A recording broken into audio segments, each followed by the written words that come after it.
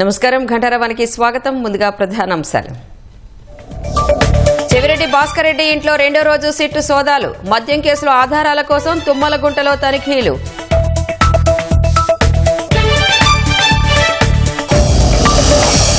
ముప్పై ఎజెండా అంశాలతో కాసేపట్లో రాష్ట్ర మంత్రివర్గం భేటీ. పీపీపీ విధానంలో 10 మెడికల్ కాలేజీల ఏర్పాటుపై చర్చ.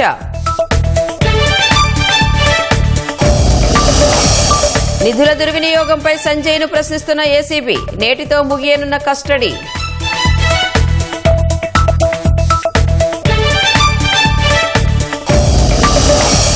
సంస్కరణలతో భారీగా తగ్గనున్న వస్తువుల ధరలు. దిగిరానున్న పాదరక్షలు, వస్త్రాలు, పాల ఉత్పత్తుల రేట్లు.